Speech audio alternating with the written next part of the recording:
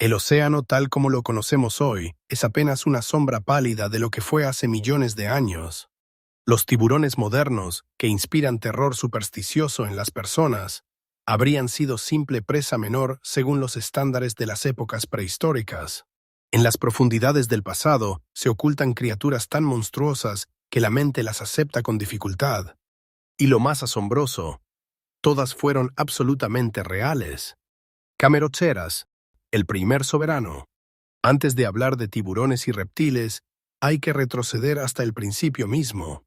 Hace más de 450 millones de años, durante el período Ordovícico, la tierra firme estaba prácticamente deshabitada. No había bosques, no había animales, no había nada salvo rocas desnudas y plantas primitivas. Toda la vida se concentraba en el océano, y allí reinaba de manera absoluta el Cameroceras. Esta criatura alcanzaba 9 metros de longitud y no tenía nada en común con los depredadores marinos que conocemos. Era esencialmente un molusco cefalópodo colosal, pariente cercano de los calamares actuales, pero enfundado en una enorme concha cónica como un caballero en armadura. Dentro de esa concha se ocultaba un cuerpo de puro músculo. El Cameroceras se desplazaba de manera reactiva, disparando potentes chorros de agua, y atacaba con un pico córneo afiladísimo, capaz de romper caparazones y huesos. Sus tentáculos estaban cubiertos de ganchos que no dejaban escapatoria a ninguna presa. Trilobites, peces primitivos, cualquier criatura que no fuera lo suficientemente veloz, todo servía de alimento. En aquel océano primordial no había refugios ni tierra firme a donde huir. Solo el agua y ese torpedo acorazado con tentáculos lanzándose hacia ti. Dunkleosteus.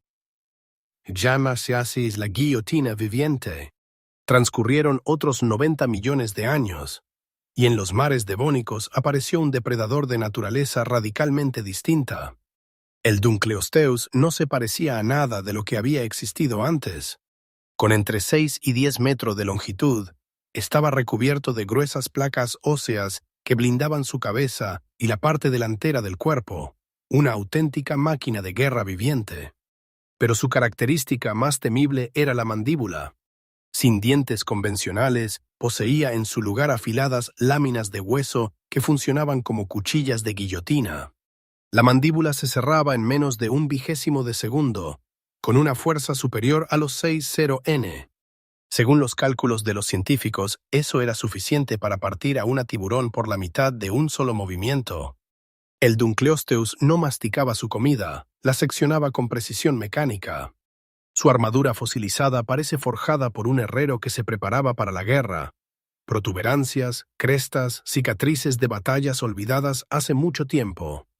Cuando el Dunkleosteus desapareció, no quedó en los mares ninguna criatura con semejante poder acorazado. Helicoprion. La espiral de la locura. La evolución no es un ingeniero que sigue un plano. A veces simplemente realiza experimentos. Y el Helicoprion es uno de sus ensayos más vertiginosos. Este depredador vivió hace unos 290 millones de años. Durante el período pérmico, alcanzaba 6 metros de longitud y exteriormente se asemejaba a un gran tiburón. Pero bastaba asomarse a su boca para que cualquier comparación con los tiburones se desmoronara por completo. En la mandíbula inferior del Helicoprion se hallaba una espiral dental perfecta, un disco compacto de dientes enrollados, semejante a una sierra circular.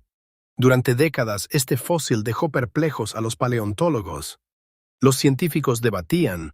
Unos situaban la espiral en el hocico, otros en la aleta dorsal, otros proponían variantes completamente fantásticas. Solo los métodos de investigación modernos resolvieron definitivamente el enigma. La espiral estaba dentro de la boca y funcionaba como una especie de cinta transportadora. El Helicoprion no mordía a su presa. La atrapaba y literalmente la hacía pasar a través del mecanismo dental, cortándola en pedazos. Suena como algo sacado de la ciencia ficción. Sin embargo, la estructura funcionó a la perfección durante millones de años. La naturaleza no reconoce el concepto de demasiado extraño. Solo funciona o no funciona. Thalassomedon, el cazador silencioso. Mientras algunos depredadores capturaban a su presa mediante la fuerza y la velocidad, el talasomedón eligió una táctica completamente diferente. Su nombre se traduce como Señor del Mar, y ese título lo llevaba con toda justicia, aunque no de la manera que cabría esperar. Este reptil marino del Cretácico alcanzaba 12 metros, pero la mitad de esa longitud la ocupaba únicamente el cuello, unos 6 metros de sección cervical alargada, flexible e increíblemente móvil. El talasomedón no perseguía a su presa. Flotaba en la columna de agua casi inmóvil, como una sombra, y acercaba lentamente su cabeza a los bancos de peces desprevenidos sin agitar el agua con el resto del cuerpo. Era el depredador absoluto de la paciencia, ningún ruido, ningún movimiento brusco, y un ataque fulminante en el último instante, como el golpe de una lanza. Tragaba la presa entera, sin masticar. En los estómagos de estas criaturas, los paleontólogos hallaron algo inesperado. Gastrolitos, pequeñas piedras que el talasomedón, al parecer, ingería intencionalmente. Quizás para triturar el alimento desde dentro, quizás para regular su profundidad de inmersión, como el lastre de un submarino. Un depredador prehistórico que resolvía problemas de ingeniería con recursos simples. Mosasaurio, el gerente del apocalipsis. Si tuviéramos que describir al mosasaurio en pocas palabras, diríamos que era un depredador que no tenía nada que demostrar, y precisamente por eso lo demostraba todo. Alcanzando 15 metros de longitud, este reptil marino del Cretácico tardío no era simplemente peligroso. Estaba arquitectónicamente perfeccionado para matar. Y su origen sigue sorprendiendo. El mosasaurio no pertenecía a los dinosaurios. Sus parientes más cercanos eran los varanos y las serpientes. En la práctica era un varano gigante que la evolución había rediseñado completamente para la vida acuática. Su mandíbula tenía doble articulación, lo que le permitía abrir la boca en un ángulo imposible para la mayoría de los seres vivos y engullir a la presa entera. Peces, tortugas, pterosaurios que cometían el error de volar demasiado bajo sobre la superficie del agua. Cuando escaseaba la comida, el mosasaurio no despreciaba a sus congéneres. Los fósiles registran evidencias de canibalismo. Sus ancestros eran animales terrestres, pero en algún momento de la historia evolutiva entraron al agua, y ya no salieron. Es uno de los ejemplos más elocuentes de cuán radicalmente el entorno puede reformatear a un ser vivo en tan solo unos pocos millones de años. Lidzichthys, el gigante sin maldad. Entre todos los habitantes de los mares prehistóricos, el Lidzichthys ocupa un lugar especial. Era un coloso que no causaba daño a nadie. Viviendo hace 165 millones de años, durante el período Jurásico, este gigante alcanzaba entre 16 y 20 metros. Las estimaciones varían según los restos analizados y se alimentaba exclusivamente de plancton. Sus enormes arcos branquiales filtraban miles de litros de agua diariamente, extrayendo de ella los organismos más diminutos. En su modo de vida, el Lidzichthys era similar al tiburón ballena actual, lento, pacífico, inofensivo para todo excepto para el zooplancton. Navegaba por aguas repletas de depredadores mortales sin molestar a nadie. Pero precisamente, eso fue lo que lo perdió. Su cuerpo blando y su escasa velocidad lo convertían en un blanco ideal para criaturas más rápidas y agresivas. El habitante más grande del mar Jurásico era simultáneamente uno de los más vulnerables. Su historia es una refutación contundente de la idea de que el tamaño por sí mismo otorga superioridad. No vence el más grande, sino el mejor adaptado. Megalodón, el campeón absoluto. Quizás ninguna criatura extinta agita la imaginación tanto como el megalodón. La propia palabra, megalodón, significa en griego diente grande, aunque esta descripción no logra transmitir en absoluto la escala de la realidad. Este tiburón alcanzaba 18 metros de longitud, más que un autobús escolar, y pesaba más de 60 toneladas. Su fuerza de mordida rondaba los 180 N, suficiente para aplastar un automóvil metálico como si fuera una hoja de papel arrugada. Los dientes del megalodón alcanzaban 18 centímetros, afilados como bisturíes quirúrgicos y tan despiadados como ellos.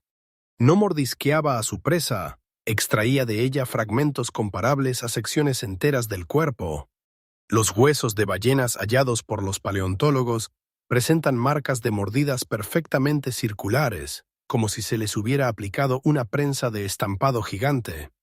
Un detalle importante que se suele pasar por alto: el megalodón jamás coincidió con los dinosaurios. Apareció mucho más tarde, reinó en los mares desde el Mioceno hasta el Plioceno y luego desapareció, no bajo los golpes de otro depredador, sino porque el enfriamiento global desplazó a sus presas hacia aguas más frías, a donde el tiburón de sangre caliente no podía seguirlas. Al mayor depredador marino de la historia lo venció el clima. Basilosaurus, el monstruo con pulmones. La última página de la era de los grandes monstruos marinos la cerró el Basilosaurus, una criatura que ya con su propio nombre indujo a error a los científicos. Rey lagarto, así se traduce su denominación. Pero el Basilosaurus no era un reptil. Era una de las primeras ballenas que habitaron la Tierra, un mamífero del Eoceno que vivió hace unos 40 millones de años.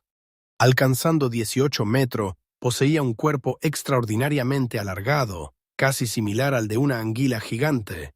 Nada que ver con las siluetas redondeadas de las ballenas modernas. En la parte posterior del cuerpo, el Basilosaurus aún conservaba extremidades traseras rudimentarias, diminutas, completamente inútiles para nadar, pero muy elocuentes. Sus ancestros caminaban sobre tierra firme. La evolución rara vez borra el pasado por completo, siempre deja rastros. El Basilosaurus respiraba aire como cualquier mamífero, pero cazaba con una crueldad sin igual. Sus víctimas eran delfines, tiburones y crías de otras especies de ballenas. Los fósiles de ejemplares jóvenes, con marcas de sus dientes en los cráneos, son testimonio inequívoco. Era un depredador verdadero, sin sentimentalismo ni clemencia.